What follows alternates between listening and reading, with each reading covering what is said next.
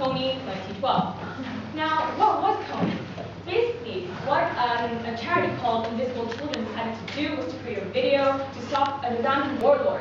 But the thing is, Coney didn't really work out. Not only did it just go out of existence, not only do we not know about it anymore, do we not know about its progress, it didn't have much effect in terms of what we actually did. Did you catch Coney? No.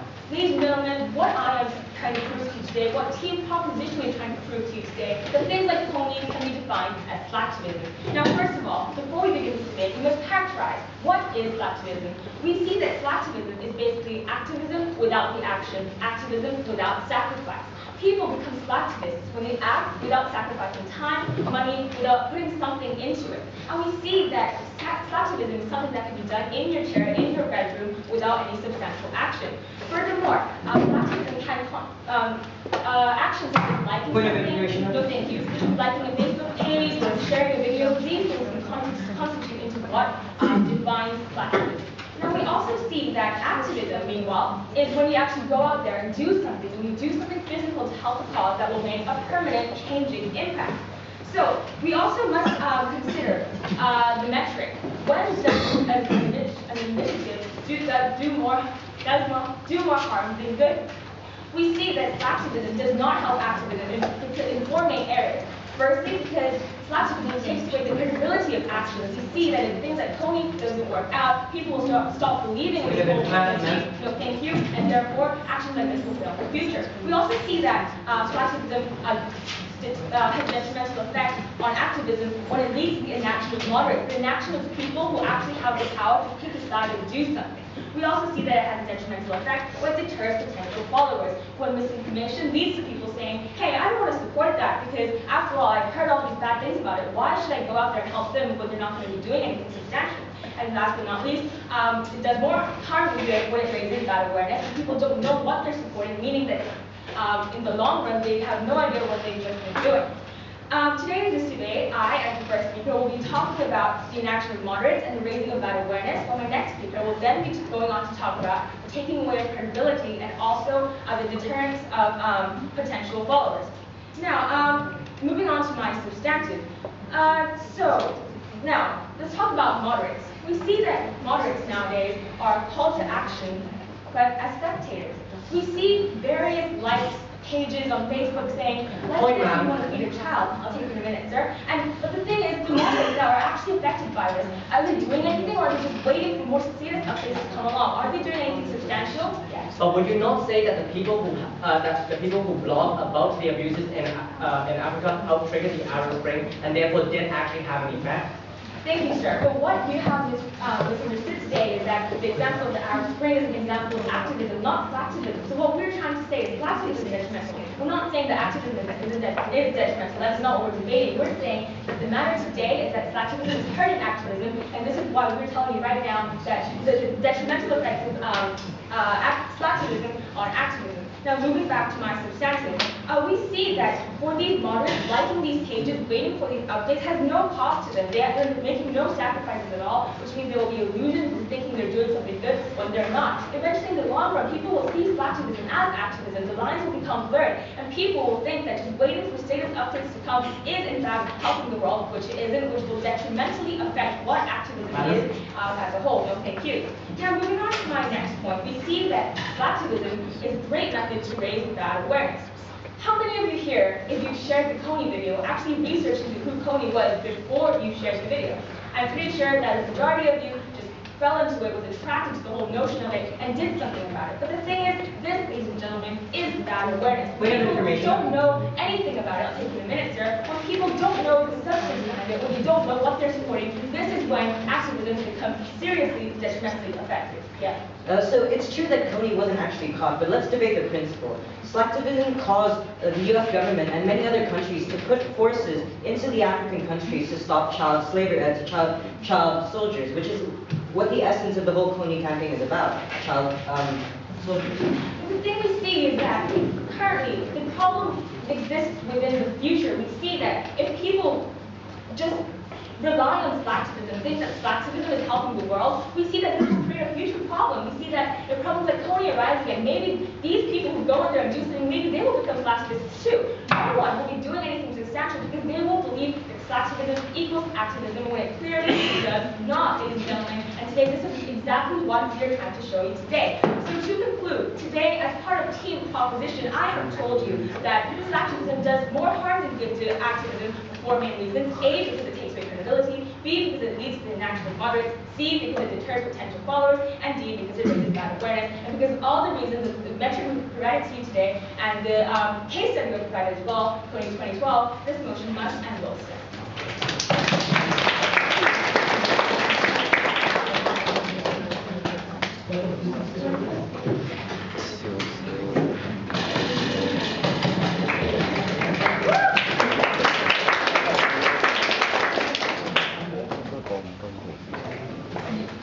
Today, ladies and gentlemen, you have a proposition that has tried to mischaracterize slacktivism as some kind of lazy form. Yes, slacktivism may not necessarily go out and try to stand in front of tanks, but we recognize that it does indeed actually have an effect, as we will prove to you in my substantive and my team substantive today. However, here on Team Opposition, we have many more examples of where slacktivism doesn't effect, other than that one mere example that they keep clinging on to, such as the Coney 2012.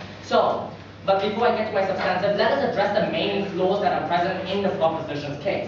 For example, they said that slacktivism, that the bloggers of the Arab Spring cannot be funded as slacktivism. But they define slacktivism as simply posting about stuff or putting a like on Facebook. We see that the bloggers that help to stop the Arab Spring actually are slacktivists. And that we should get rid of this negative connotation of the word slacktivist. Because what these bloggers did as I will explain later on, what these bloggers did was help pass on information, help organize events, even though they may not necessarily be out in the field, and they may have been, as the proposition may try and claim, sitting on their couch being couch potatoes. Actually, we see that they played a very important part in the Arab Spring. And this is something that I will elaborate further on.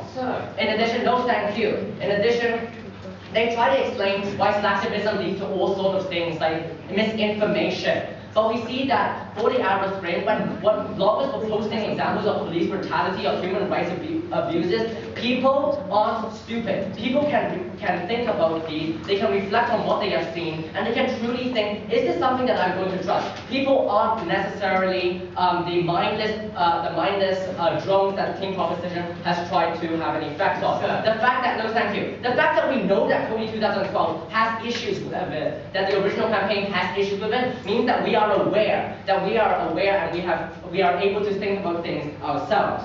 In addition, they are trying to talk about reliance, how we're all going to stop relying on slacktivism. But no, we see that without slacktivism is actually really useful for helping activism. Because without slacktivism, there will be a lack of information transmission in places that don't have a free and open media, as my second speaker will explain. No, thank you. So today, additionally, the only case that they have tried to cling on was the Coney 2012 example. But as my third speaker already pointed out, we see that Obama has sent US troops onto the ground to try and solve this problem. And we can't simply expect things to go like that, because Coney has been around for many decades, and we see that they can't solve all problems in 6 months. But what the Coney 2012 campaign did was to raise awareness, was to ensure that people knew that it even existed. Because how many of you knew that Coney existed before the campaign? Silence. So we see that because there was such a pressure, things were done in the form of US troops sent onto the ground. And now to my substantive. Today, our team's case, I'll take you in a moment, man. Our team's case was that slacktivism is actually benefit activism. Defend yourself. But don't you believe that the Coney 2012 initiative was an epitome of what slacktivism can do? You see that once Russell Peters went out there and did something that was detrimental to his cause, people started not believing in Coney anymore. Now we see that no one cares about Coney, no one's asking about Coney. Thank you. So ultimately, we see that enough awareness was created of the Coney issue, not necessarily the people behind Coney. We're not condoning the people behind Coney. We're talking about the Coney issue. It's not about the people who make it, it's about the issue that they're trying to address. So we can see that because there are US troops on the ground, there are positive effects, and therefore the use of the Coney case cannot stand. So, back to my substantive. We see that slacktivism helps set up activism, and that slacktivism can sometimes even be a form of activism, that it can do good. In addition, as my second speaker, no thank you. As my second speaker would say, the slacktivism is more accessible. It helps, it recognizes that in our new electronic age, where people are more likely to find information from social media sites, from the internet, we see that it's a more effective way of getting information to pass across. And additionally, my second speaker will also talk about how slacktivism cannot be easily stopped by those who wish to do it harm, by those who have draconian governments, such as Egypt prior to the Arab Spring. So, firstly, slacktivism comes set of activities. Georgetown's University's Center for Social Impact Communication found that slacktivists are actually twice as likely to contribute to a cause than non-slacktivists. And the reason for this is very simple. Because they are actually identify what an issue is, and they also choose to blog or write or start a Facebook-like page about it, they are actually raising awareness, and they are getting more people to be more aware of the situation, and therefore actually take causes. So we see that slacktivism, even if it's simply just writing a blog post, is actually very helpful. We also take a case study of the Arab Spring, where we see that slacktivism, in the form of bloggers blogging, helped to create a message, and more importantly, helped tell the people who were dissatisfied with the government that there were people who supported them, and it helped get them global support. And with the support, the rebels were finally confident enough to take on a strong government, even though they had an overwhelming firepower. Then luckily, they're not overwhelming. So we see that slacktivism actually can help encourage people to do things and make them more confident of getting things done.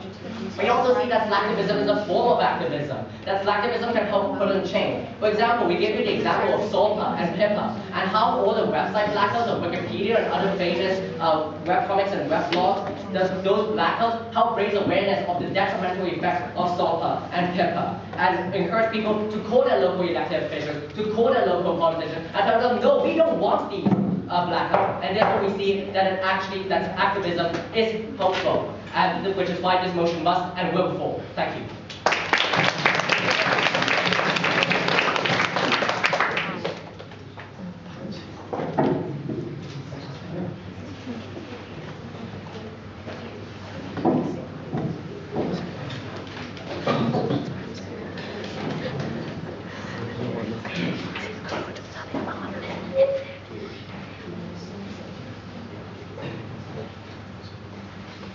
Ladies and gentlemen, on side opposition today, our first speaker characterized social media and examined how in the long term, slacktivism creates more spectators and draws more people away from true activism.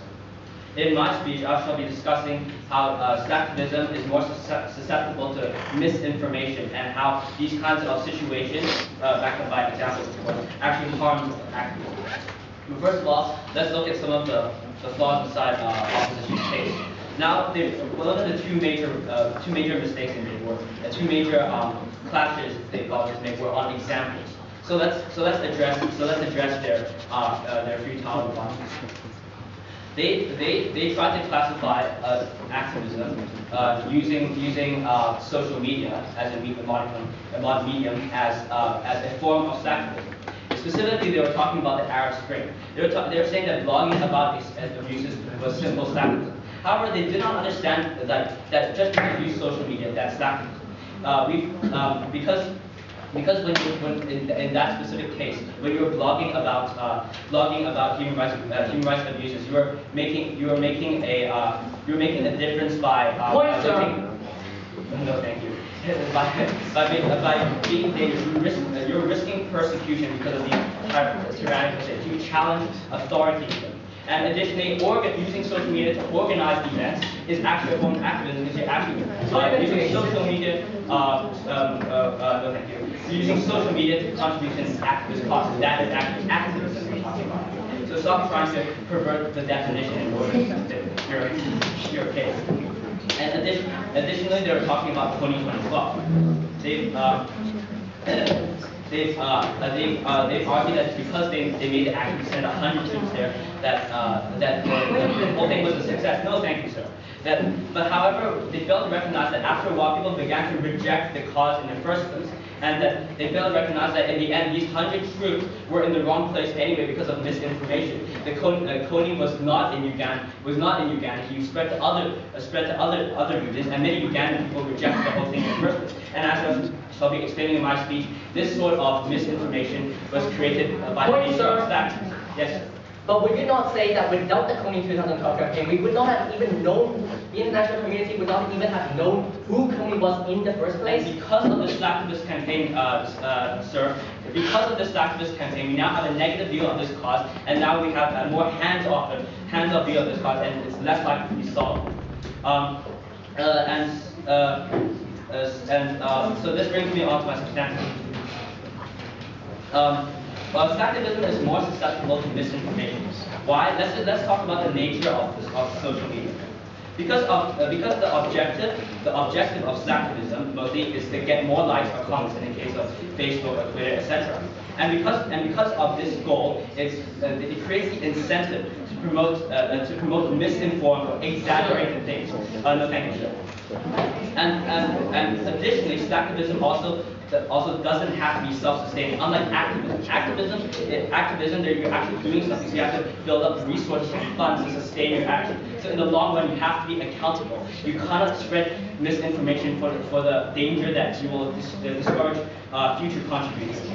And finally, also because of the large amounts of uncredible causes which can be masked over by slick advertising, this provides a large platform for fraudsters or for people with ill intentions or misguided intentions to use slacktivism and actually harm the cause.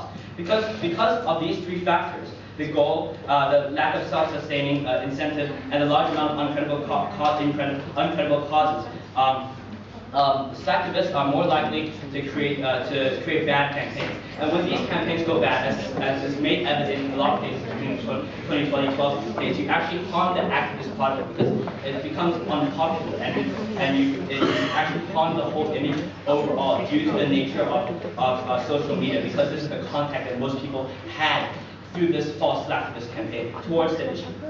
Point, sir. Yes. But would you not say that for example, the Kony 2012, we actually have US troops on the ground, and because there isn't such a positive effect, there's no longer need for any social media to try and encourage awareness or encourage the government to send in forces? Sir, those U.S. troops, the very cause of the very 2012 cause itself is actually very questionable, as Kony had already moved from the area. So those U.S. troops being there is not actually a totally agreed positive effect, and it was simply created by the sheer lobbying power of this slacktivism of the creator of 2012. So this is actually a negative effect, or not a positive effect at the very least. So, ladies and gentlemen, because of the susceptibility of slacktivism to misinformation and the amount of harm it can do to activism, this motion must fall.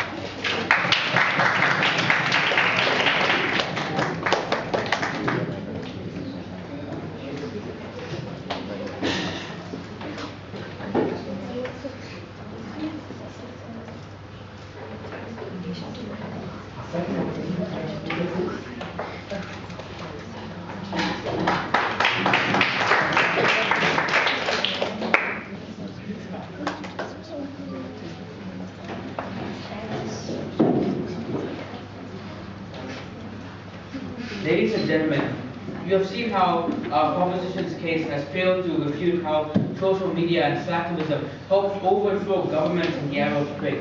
You have seen how our own points directly defy the motion that the proposition is trying to pass. And I will give you my 2 points. But first, I will give a rebuttal of the proposition. First of all, they talked about misinformation in the form of Kony 2012 and other awareness campaigns. Well, they seem to have quite a bit of misinformation themselves. But when we look at Kony 2012, we don't look at the user, we don't look at the company who made it. We look at the effects it has had. Thousands, even millions, gained awareness of the issue that are about child soldiers, child killings, destroying villages, all perpetrated by Kony. And what Team Proposition has failed to realize that was US troops were deployed. Yes, that he might have moved out of Uganda, but the US troops can follow him. The very fact that the US troops were released is a sign that slacktivism helped the cause of Kony 2012. No, thank you. And the proposition seems to define slacktivism. In fact, under their definition, there is no such thing as slacktivism. Blocking social media, to them, that's not slacktivism. If you put in an effort, apparently there's something called an effort in the Arab Spring that was not given in Kony 2012. What are the difference between these two campaigns, might I ask? I mean, both of these, you had Facebook likes, you had blocking, you had social media, you had organizing protests. How is this not making an effort? How is that?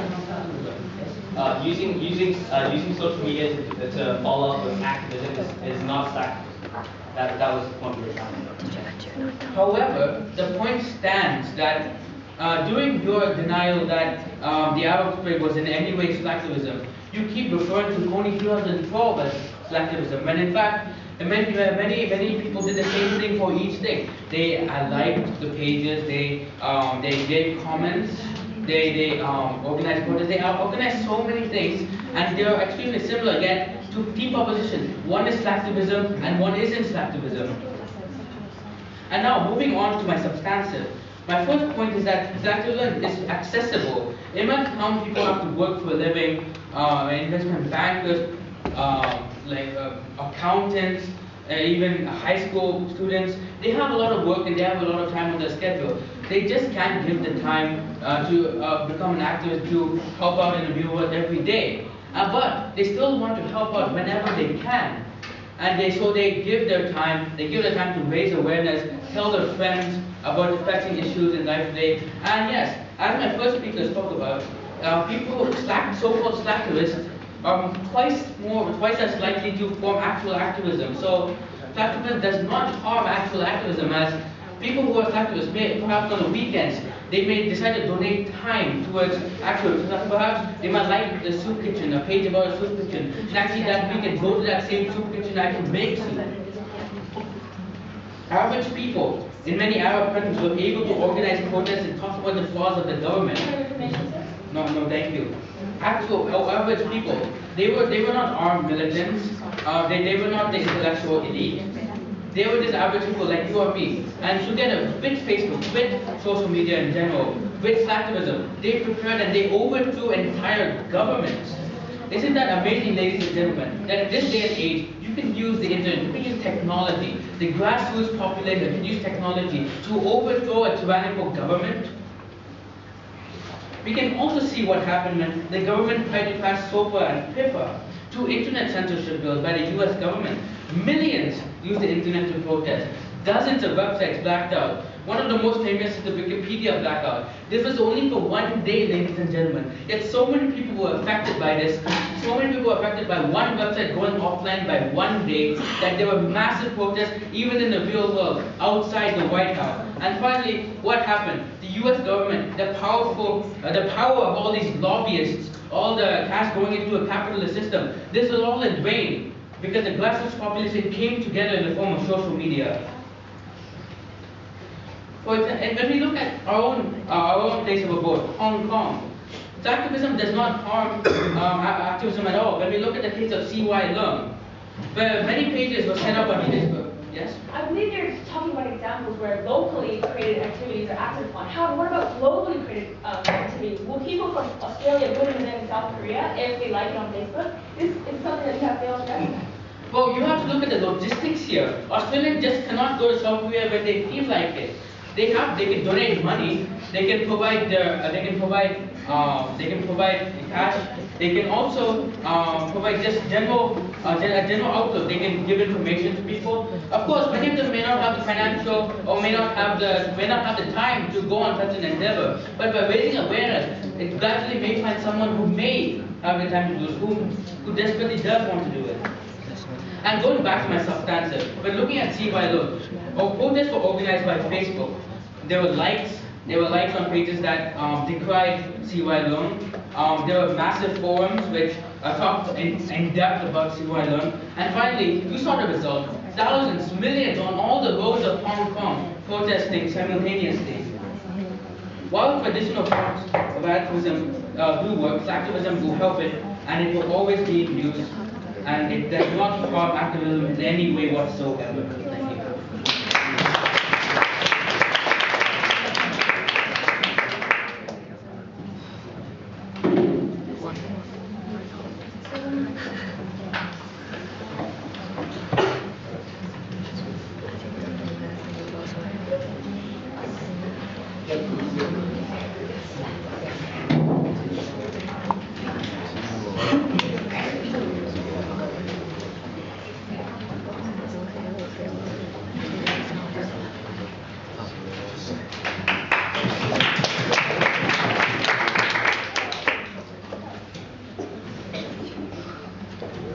Ladies and gentlemen, today we see a side opposition that likes us to muddle the line between activism and slacktivism. And we really don't know why they're trying to do that other than because they can only not find any reasons that slacktivism is actually good. Because we see that slacktivism in the vast majority and basically the way it works, it tends to turn people off more than it turns people on for excitement and the support of others. Now, we see that today we told you time and time again, from first speech and second speech, that slacktivism is something that causes many harms that I'll look at today. But firstly, I'll look at the first class, which is the claim that all awareness is good awareness and something is good enough, at least a little is good. And then I'll look at slacktivism versus the Arab Spring, whether they're the same thing just because they share characteristics. Now, when we talked about Coney today, and they tried to say we focus too much on Coney when they themselves focus very much on Coney and the Arab Springs themselves, we told you that activism is only valuable. We told you that activism is only valuable when there is a strong, enduring perseverance for a cause, right? Ladies and gentlemen, we say that anything on earth can cause a temporary gist and a temporary excitement in people's breasts. But we don't believe that that equates to activism, right? Because in the long term, whether this hurts activism or not is determined on results. Whether people continue to support activism until something gets done, or people just fizzle away after the initial gist is there. And we say since anything can cause a temporary gist, activism is more than just this temporary passion. It's something of devotion and sticking to a cause even if it doesn't immediately succeed, right? And we say that if a cause, if slacktivism betrays this, if slacktivism makes it harder for people to actually feel for a cause and to stick with a cause, we say this harms activism and fulfills our version of truth today. But let me explain how this works, right? Because they seem not to get it. We say there are a few ways that slacktivism hurts it. Firstly, misinformation and spectators who aren't willing to really get involved and have no vested interest in the cause themselves. No, thank you. We say that firstly, misinformation. We say the problem with slacktivism is that it's so easy to come in the name of something, type something up on your browser, on your computer, and send it to the whole world. And we say the problem with this. No, thank you. We see the problem with this is people, although not responsible, people who are not responsible about the way they do this, people who are looking for likes and comments will tend to do this kind of campaigning. And when they come in the name of a cause, many people who like this thing take it as fact and they believe that they represent this cause, when in fact they could have failed information. Secondly, we say that spectators who aren't willing to go any further because their whole concern for a certain movement is the fact that there are always updates coming in, there are always new developments, and there's always this excitement. These people who continually like these updates and feel excited by the movement of events end up turning into spectators themselves, who do not feel linked to the cause they're fighting for or linked to the cause they're liking for, but simply watching the development of events and liking them as they come. And we say those are the two main problems, right? Because we say when the excitement is over, which comes with many campaigns when you do need activism, things that are slow, things that are tedious, no thank you. When the excitement is over, we say this all fizzles off. People get, but more importantly, we say people get desensitized to the problem because they've seen so much of these, they've seen so much of these things, they just discredit it and they don't believe it's something that can be done, they don't care about it anymore, and they don't think about it anymore. And people do not give it a second thought because they simply discredit the whole thing. But more importantly, when misinformation gets exposed, no thank you, when misinformation gets exposed, and the people who came in the name of this cause giving misinformation to the people gets exposed, we say people then discredit the whole cause in itself. People no longer look at the fact that Coney is still alive, they just look at the fact that the Coney movement was a very failed thing, and they end up not thinking of the thing ever again, not going back to the thing ever again, because these people have no vested interest in the thing itself, and it makes the moderates into spectators of events rather than people who see the severity of the problem, who are not sensitized to the problem, and see a problem that needs to be solved. So that is the first clash. Now, they tried onto the second clash, slacktivism versus the Arab Springs. They tried to say that people who then organize kinds of revolts on the internet, who use the internet to protest against the government, end up being slacktivists. We say there is a fundamental difference here because the slacktivism we are looking at today are people who simply pass on these kinds of posts assuming that they're raising awareness in that sense. But we see the difference in this is that slacktivists calls people to like a cause, he calls people to support a cause digitally, whereas when you organize something on the internet for reality changes, you are calling people into action on the streets in the Arab Springs, or you're using the internet to hold the government hostage when they close down the Wikipedia, or they close down the website and blackouts. These are different things, ladies and gentlemen. Just because the battleground involves the internet doesn't mean the battleground is completely slacktivism. So we don't really know why they put it that way. But at the end of the day, we tell you that the problem with slacktivism is it discredits activism. It discredits it because it makes people desensitized, it makes people apathetic and spectators who simply look at updates and gain all the excitement from this, and when the excitement fizzles out, it's gone. And most importantly, we say that slacktivism is different from the Arab Spring. And if they're going to prove that the Arab Spring works, we say the Arab Spring was a good show of how internet can be used to coordinate real-life events, but we don't say slacktivism is something good for activism. Thank you, ladies and gentlemen.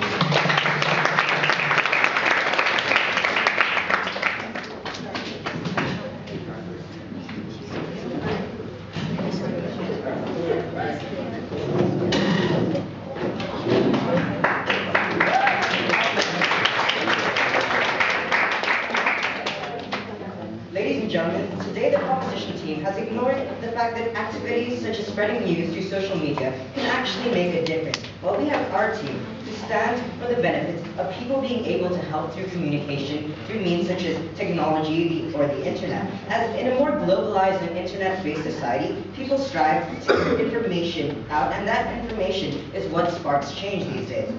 This debate falls under several clashes, but before I get on to analyzing them, let's just point out some of the direct flaws or discrepancies in the proposition's case. Firstly, what they try to do is that they try to warp the motion. Under the definition of slacktivism, which they themselves specified is to not go out there and do anything, then obviously doing things on the internet is not going out there and doing anything. So what we say is slacktivism falls under their own definition.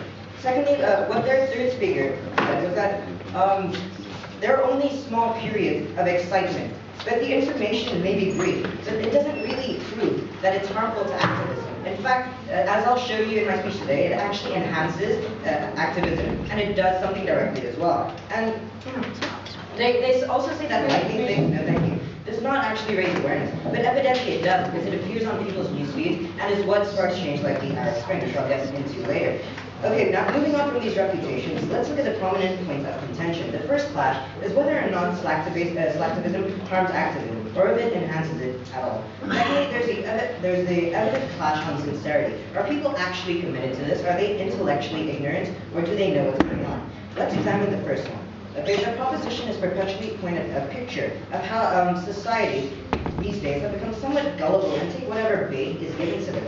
And they also gave us an example of Coney, to which we argue that social action on the internet that can be identified as slacktivism, at least under their definition especially, actually increases aid, as the US actually sent forces into the DRC. So firstly, slacktivism does make a change, as my first speaker has argued, using the example of the Arab Spring. A guy called Saya Martin, director of Take Part, which is an entertainment company, says it's definitely another door to raising awareness and activism, as it was started by digital media. So the link between slacktivism and catalyzing as well as sparking change is definitely there. Furthermore, what we can also argue is that slacktivism also enhances conventional activism, such as going out in the field. A study in Georgetown Institute, as my first speaker has briefly mentioned, states that Americans who interact with so-called slacktivists or engage in so-called slacktivist actions are actually twice as likely to engage in activism. No, thank you. Plus, slacktivism doesn't really harm actual activism, which they haven't really proven in this debate. And if it does harm activism, then we wouldn't see people fighting for their rights all over the world, such as in the examples of SOBA and PIPA that my second speaker has pointed out. And also, look at the example of Hong Kong, one of the most technologically immersed regions of the world, and yet people still have time to take to the streets to protest against or for CY loan. Additionally, let's look at the direct effect of slacktivism other than enhancing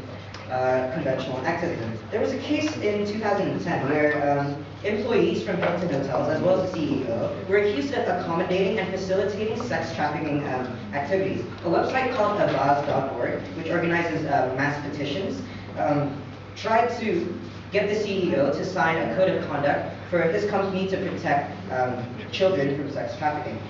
All in all, 317,000 signatures were made, and by a mere 24 hours, the CEO of Hilton Hotels signed a code of conduct to protect children from sex trafficking, which, as a result, gave 140,000 employees all over the world in 3,800 hotels training to actually identify and assist people with sex trafficking issues. So you see, slacktivism essentially not only enhances activism, but it turns out that hundreds of thousands of people actually clicking away on the internet can actually facilitate change in itself. So it doesn't harm activism. Now, let's move on to the second clash of sincerity. Okay, the proposition has made the outrageous assumption that people are too entrenched in technology to learn about ideas and thus will not get out there and do something. Firstly, some people do get out there, okay, as shown in the studies that I presented, such as the one in Georgetown.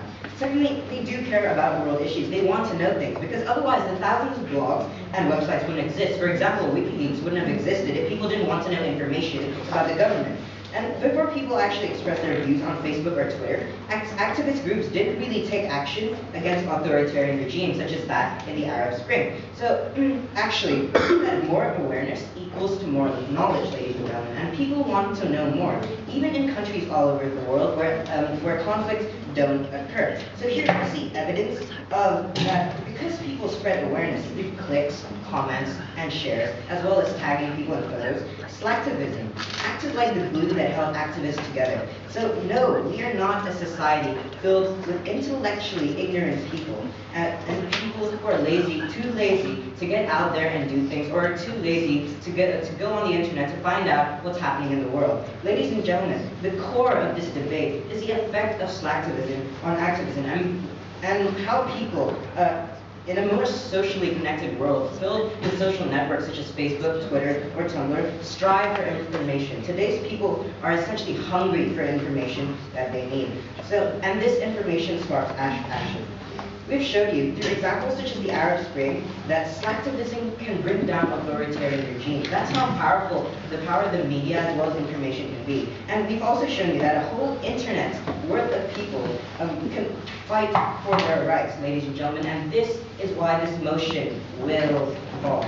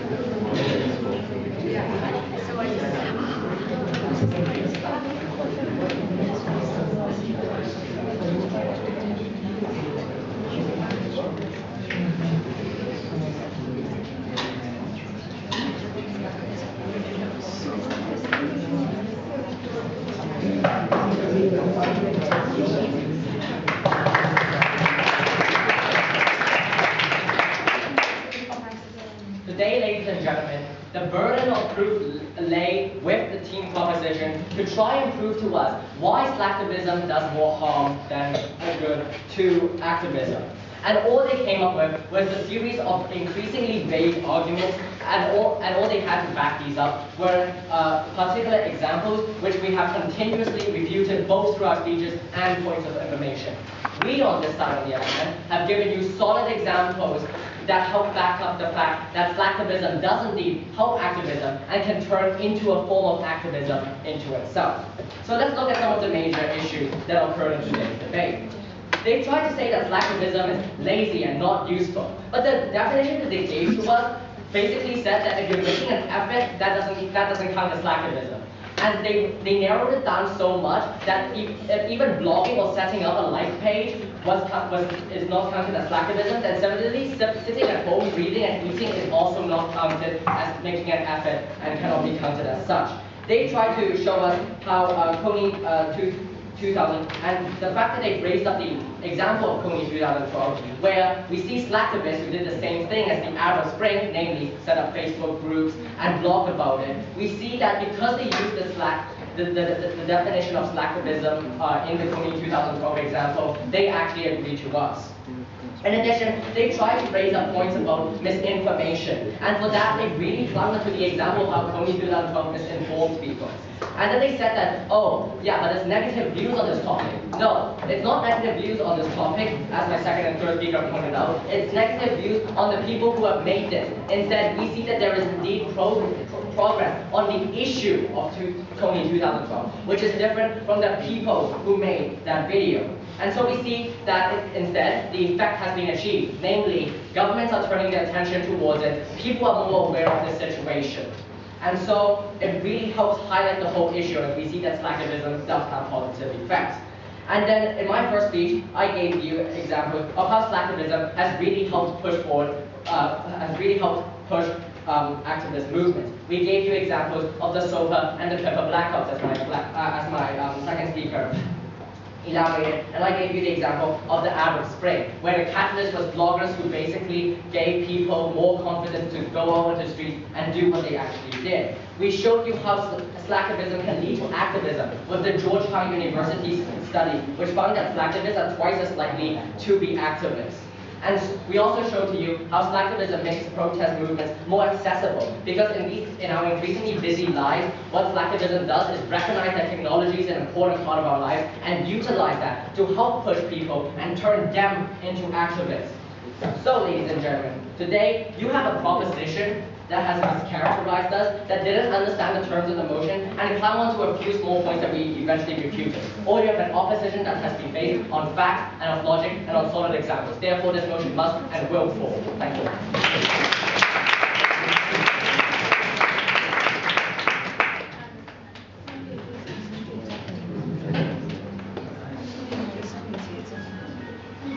Ladies and gentlemen, today we have witnessed a debate between two very different teams. On one hand, we saw a team opposition who failed to recognize the detriments of slacktivism and also hinted their entire case on obscure definitions and statistics, such as the Georgetown University experiment. What is what's the number of contributions? Or what is contribution? What defines it? Meanwhile, we saw a team opposition who provided you with a clear metric and clearly showed you how slacktivism does more harm than good to activism. Now, in today's debate, there was one main clash, which is basically, what is awareness? Now, team opposition came up and told us that awareness is allowing people to know about things that are going on, and they encompass slacktivism into this. However, what team proposition brought to the table today is that there are two kinds of awareness, good awareness and bad awareness. And the awareness that slacktivism says is bad awareness. Because, first of all, people will not necessarily research into the cause because it is so easy to just like the page and wait for status updates that people will not understand what is going on. Furthermore, these people, the moderates, will become spectators because they will only derive joy from seeing these updates as opposed to actually making good, permanent change. And we also see that team opposition focused their entire case on activism benefiting activism, because we see that they talked about how people use a certain tool, such as a like page, to do something.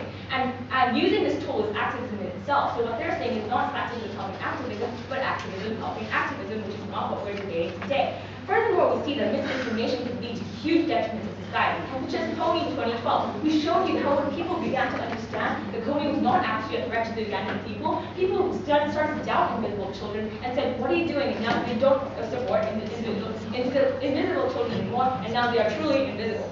Now, we also see that sometimes activism, sorry, my bad. We also see that slacktivism is also not sustainable. For example, long-term problems such as poverty. Slacktivism does not help poverty. You can't feed a child by livestock. But what they have been telling us today is that slacktivism can solve any problem, but it cannot solve long-term problems, and this is what Team Proposition also brought to the table today. So ladies and gentlemen, all in all, we were the team to show you that slacktivism will not help our world in any sense, and will also only provide huge detriment to the whole concept of activism and helping the world. This motion must